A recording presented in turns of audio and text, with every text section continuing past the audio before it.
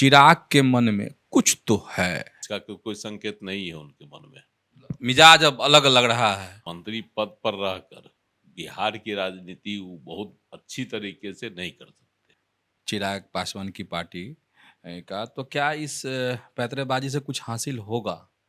जितना नाम मांझी का भी दबाव है, ये सीटों की हिस्सेदारी इस हिसाब से होता है कि किसी को दुख नहीं पहुंचे, तो बिहार में कुछ न कुछ हासिल करना चाहेंगे।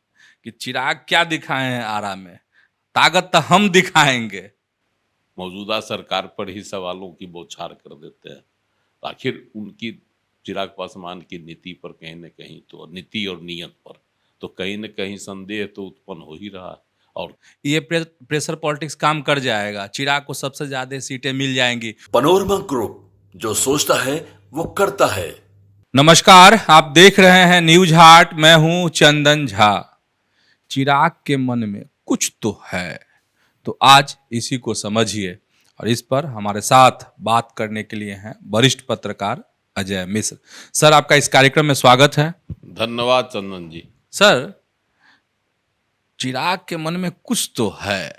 देखिए, चिराग पासवान जो बोल रहे हैं, जो कर रहे हैं, उससे कुछ थोड़ा सा संदेह तो अब सबको होने लगा कि भाई चिराग पासवान आखिर करना क्या चाहते हैं। उस समय उन्होंने कहा था आरा में कि हम 243 सभी सीट पर जो विधानसभा का चुनाव होगा तो उस पर हम एनडीए की तैयारी की बात कर रहे हैं।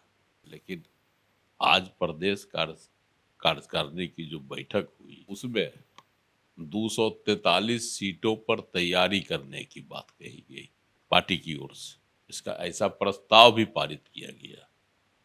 अब सवाल है कि अरुण भारती ने कहा, प्रदेश प्रभारी जो है, तो सवाल है प्रस्ताव पारित कर दिया गया प्रदेश कार्यकारिणी की बैठक में। आखिर 243 सीटों पर तैयारी करने का क्या अर्थ? या तो दबाव की रणनीति कि अगर पार्टी ने या एनडीए ने, गठबंधन ने मन मुताबिक सीट नहीं दिया तो फिर 2020 की तरह विधानसभा चुनाव में कैसे लड़ गए थे अकेले 144 सीट पर, उसी तरह से इस बार फिर लड़ जाएंगे, निकल के अलग, किसी गठबंधन में नहीं जाएंगे। कहीं ऐसा तो नहीं है, इसका कोई संकेत नहीं है उनके मन में। क्योंकि चिराग पासवान का इरादा जो है वह है बिहार में की राजनीति करना। तो बिहार की राजनीति जब वह करेंगे, में अपनी सक्रियता दिखाएंगे, तो बिहार में कुछ न कुछ हासिल करना चाहेंगे।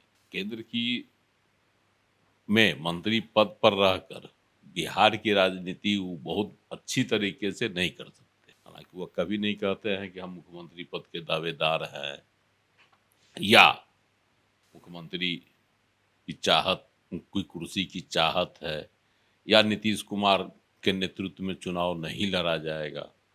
वह कहते भी हैं कि नीतीश कुमार ही मेरे मुख्यमंत्री होंगे, लेकिन इधर अंदर खाने एक दूसरी तस्वीर उभर कर आती है। अब सवाल है कि उनकी नीयत में क्या है।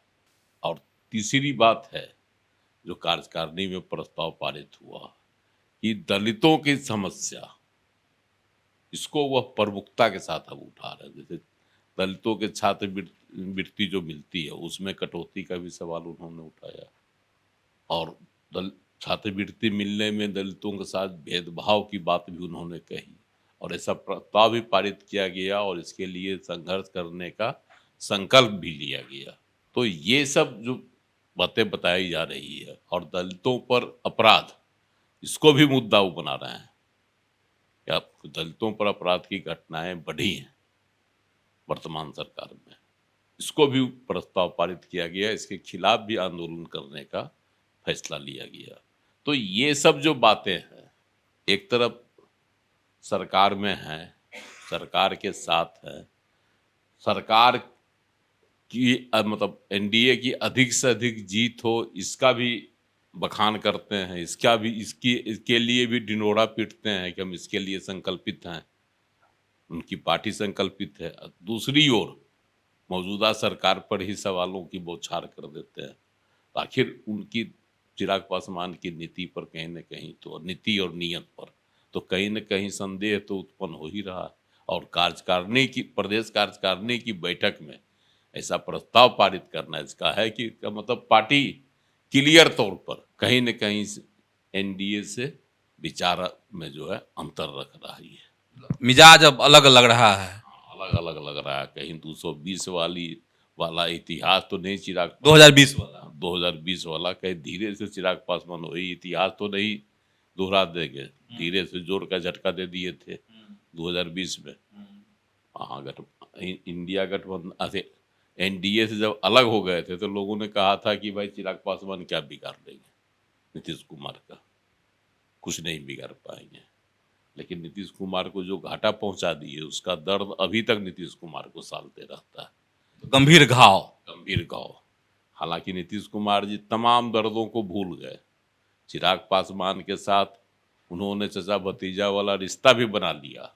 चिराग पासवान भी जाते हैं मुख्यमंत्री आवास, मिलते हैं, लेकिन चुनाव के दौरान जो उनकी नीयत है वह कहीं न कहीं सवाल खड़ा कर रहा है। अच्छा सर, इसको क्या माने कि इसको अगर पैतरेबाजी हम माने चिराग पासवान की पार्टी का, तो क्या इस पैतरेबाजी से कुछ हासिल होगा?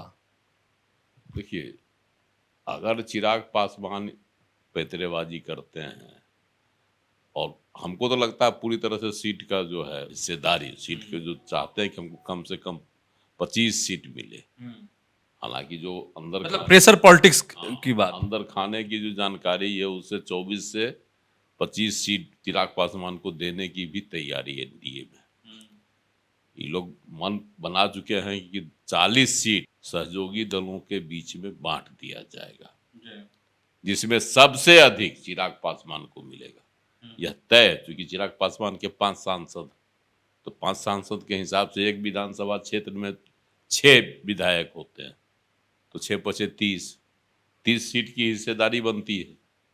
तो 30 सीट तो संभव है नहीं, तो 25, मैक्सिमम 25 और मिनिमम 24 सीटें देने की बातें चल रही है।